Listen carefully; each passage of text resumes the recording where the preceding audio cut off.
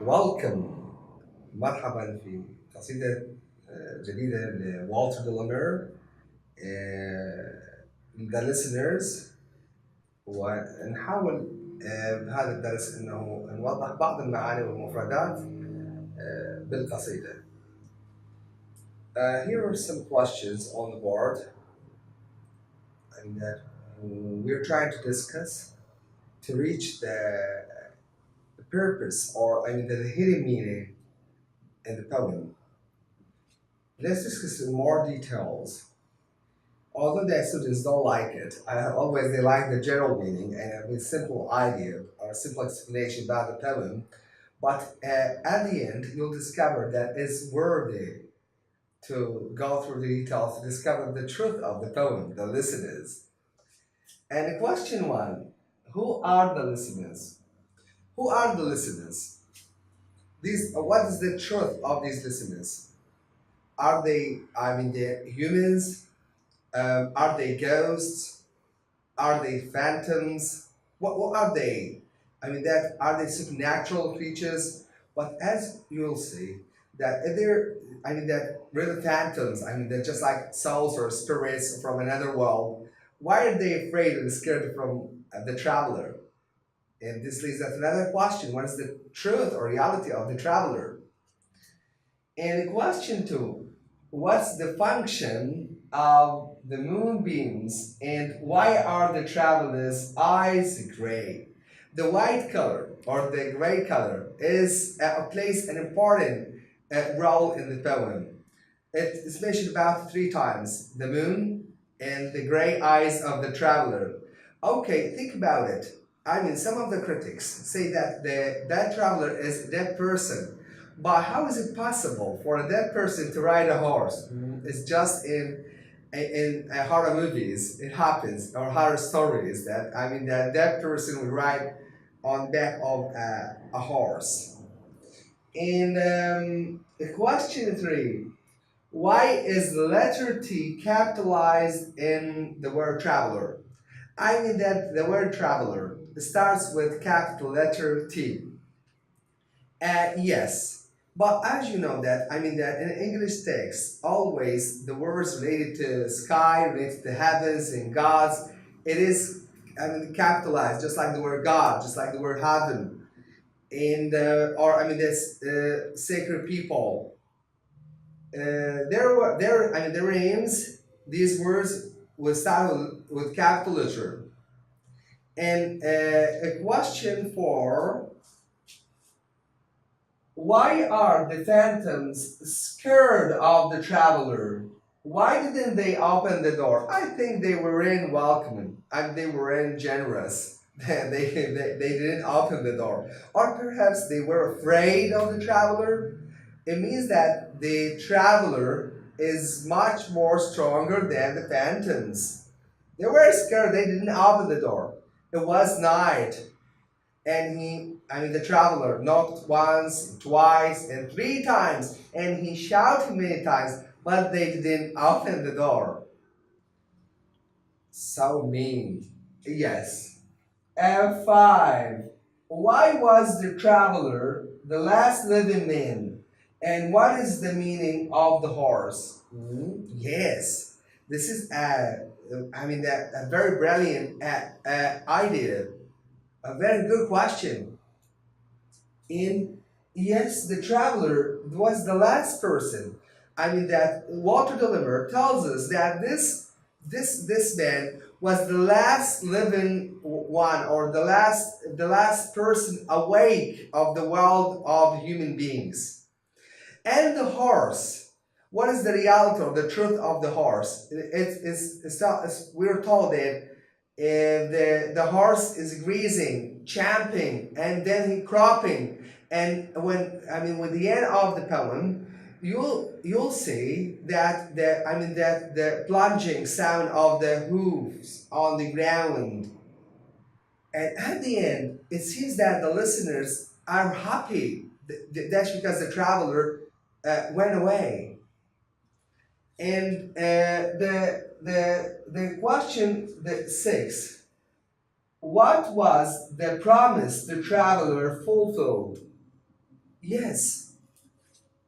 What was that promise? As you know, he said that, okay, I kept my word. I came, but no one answered. How poor that traveler is. Okay, these are the main questions that we raised just for the sake of argument, the sake to discussing the problem, to know the truth of the traveler and the truth of the situation. Yeah. Okay, now let's go through the summary. The summary is very simple. That a traveler came at night, riding on a back of horse, and he stops and goes towards the house, and the moonbeams following him. That when he reaches the house's door, main door, he starts knocking at it for the first time and said, "Is there anybody there? Is there anybody there?" No one answered him. There was a silence. You can't hear anything, just the champing of the horse, and it's grazing, eating grass from the floor of the forest. And then there was a description of the sound of the traveler echoing inside the house, and the camera. That the camera is going through the house and the rooms of the house and telling us something about the residents of their house in their the lodgers of that house. They're just phantoms or phantom listeners, and they're quiet, they're calm, not answering, and they're scared. Yes, he knocks a second time, but stronger. Is there nobody there? And no one answered him either. And the writer will tell us something about that. This traveler is the last one awake from the world of men, and yes, and he smites the door for last time, and he says that I kept my word and I came, but no one answered me, as if there was a promise he pledged to himself to, and now he's fulfilling, and no one answering him, and he moves. He goes away. He gets back and rides. That mounts the horse and goes away. And we can hear only just the sound coming from the hoofs and of the horse on the stony ground. And there's the silence surges the sound, the place. Okay, dear. Now let's go to the proof. What's the real meaning of this poem, and why Walter Dullimer is a great imagist? He's an imagist poet. Look, the traveler is a tank. What? Tank? Yes, the traveler is a tank, that military vehicle. Yes. Okay, I've got the proof. Yes. Tank. The traveler is a tank.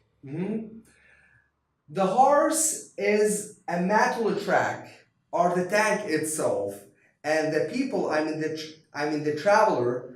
As you know that tanks. They are driven and moved from inside by the tank crew, men, and the tank was on a mission, and that crew was on a mission to that place.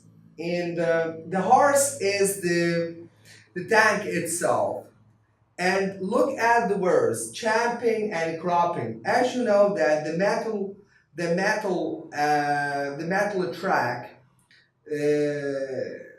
that the vehicle moves on. When it moves, it will leaves a plunge, or that would jerk the ground after it, and it's just like cropping and champing the grass and the sand together and the ground together. And yes, so champing and cropping, these words referring to the metal track, and so it's not a horse, it's the tank itself, and the traveler, the crew. and the tank together. And turret. The turret is not only a tower where that bird, which we don't know whether it was owl or bat, but that bird is not a bird, and the turret is not a turret. The turret is a cannon, a gun. Yes, the gun. The gun of the tank, and it just fires a missile. The missile is the bird. Look, at the moment the traveler knocks at the door, there is a missile coming out of the turret, and out of the gun. And the house is the bunker. The bunker is the place and a hole. The dug in the ground in a special, skillful way by the soldiers. As you know, the soldiers now, the listeners are the soldiers, afraid and scared of their travel. No one dares confronting a tank. It's impossible. Yes, it's just like a suicide. The house is the bunker.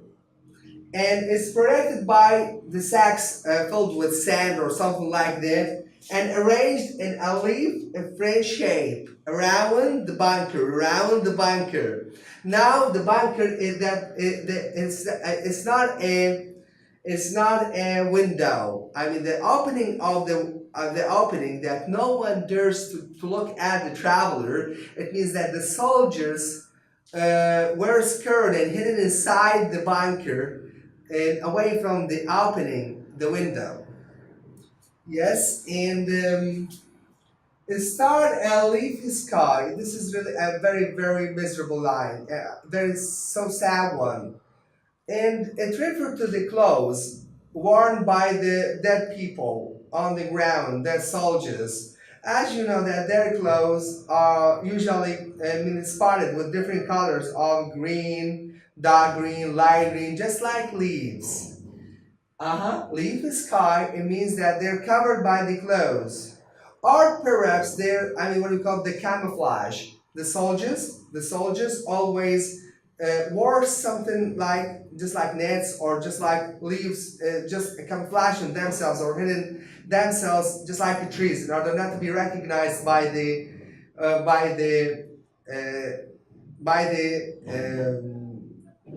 tank. Yes. And the stars, the ranks of the soldiers. As you know that the generals they've got ranks, and the lieutenants, they've got ranks in the army. So this is the meaning of the stars.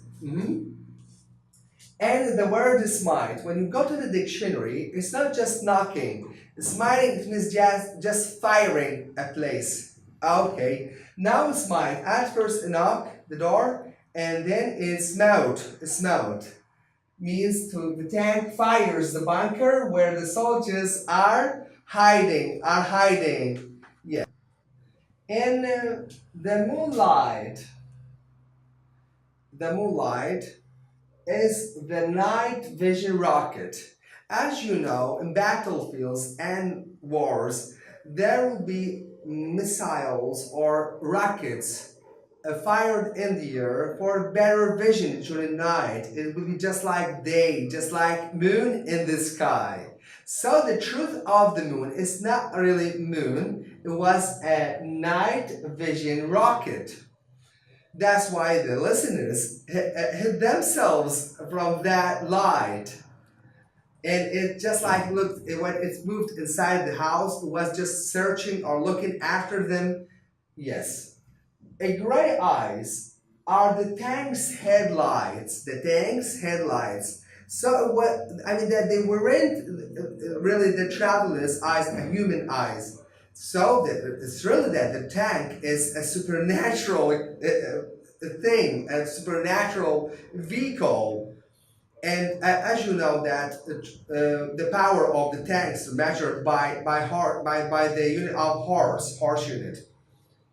And gray eyes are the tank's headlights. Okay, that's why the listeners are afraid of them. And look at look at this. When he said that, is there anybody there? Is there anybody there? Look at the division of the of this sentence. Yes. It is the moment of firing the missile, the sound. There, it is the firing sound itself. So it is there. It is the firing sound. The sound coming with the accompanying and coming with the missile itself, And anybody, it is the explosion sound. And there it is the echo sound. So is there anybody there? Yes. And the word is that I came and no one answered. It naturally happened when tanks are sent on their missions, and they go and just fire the targets, and they just search the place with the night vision rockets, and the crew could see no one alive.